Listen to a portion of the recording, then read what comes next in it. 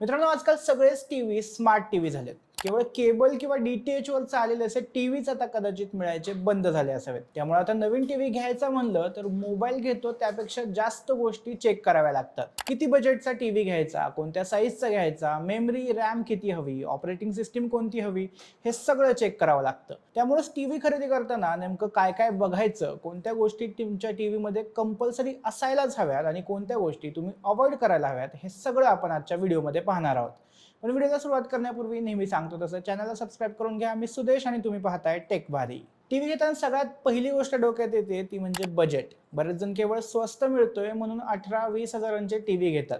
पण एक गोष्ट लक्षात घ्या, आपण आपला फोन जसा 2-3 वर्षांनी बदलतो तसा काही टीव्ही बदलत नाही.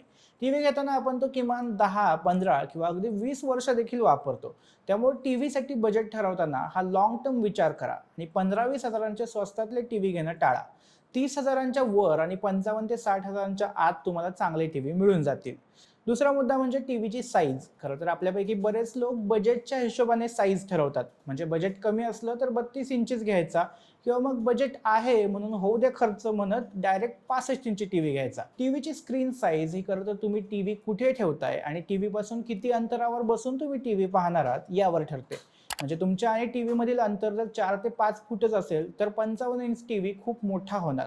अशा कमी अंतरासाठी 32 इंची टीव्ही पुरेसा आहे.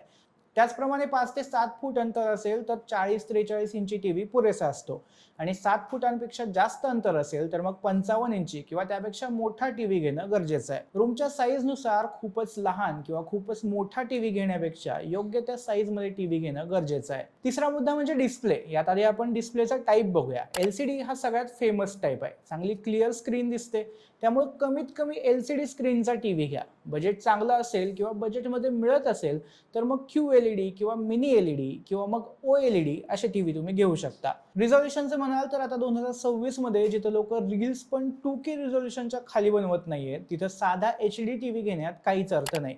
कुठल्या तर DTHने मागे एकदा जाहिरात केली होती की कंटेंट क्लिअर पाहता आलं नाही तर तुमचा टीव्ही डब्बा होतो.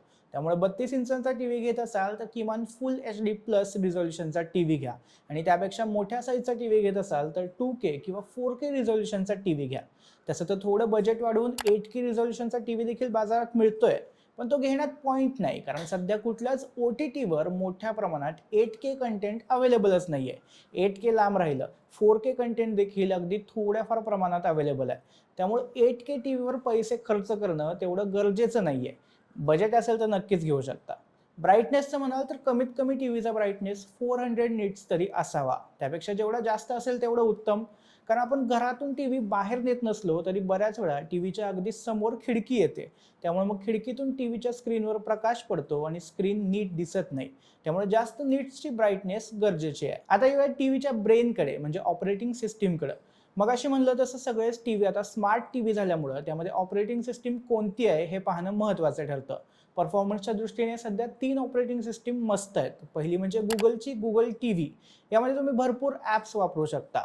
फास्ट आणि स्मूथ एक्सपिरियन्स हवा असेल तर LGची वेब OS देखील मस्त आहे. आणि तिसरी म्हणजे सॅमसंगची टायझन OS, ही त्यांची स्वतःची ऑपरेटिंग सिस्टीम आहे. या तिन्ही ऑपरेटिंग सिस्टीमचा युजर इंटरफेस अगदी सोपा आणि आकर्षक आहे. बाकी ऑपरेटिंग सिस्टीमला रन करण्यासाठी तुमच्या टीव्हीमध्ये किमान 2GB रॅम हवी.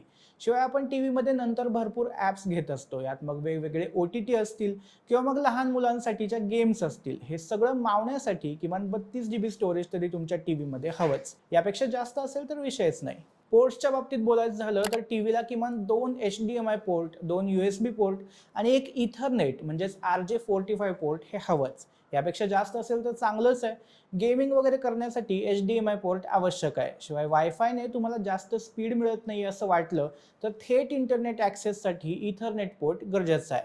वायफायचा विषय आलाच आहे तर टीव्हीमध्ये वायफाय 6 किंवा त्यापेक्षा पुढचं व्हर्जन असणं गरजेचं आहे. सो ते पण एकदा नक्की तपासून घ्या. आणि शेवटचा एक मुद्दा म्हणजे साऊंड. स्मार्ट टीव्ही फ्लॅट असतात त्यामुळे त्यातला साऊंड म्हणावा तेवढा दमदार नसतो. त्यात तुम्ही मोठा टीव्ही घेतला तर अर्थातच टीव्ही बसून लांब बसून बघणार, म्हणजे टीव्हीचा आवाज तुमच्यापर्यंत तेवढा पोहोचणार नाही.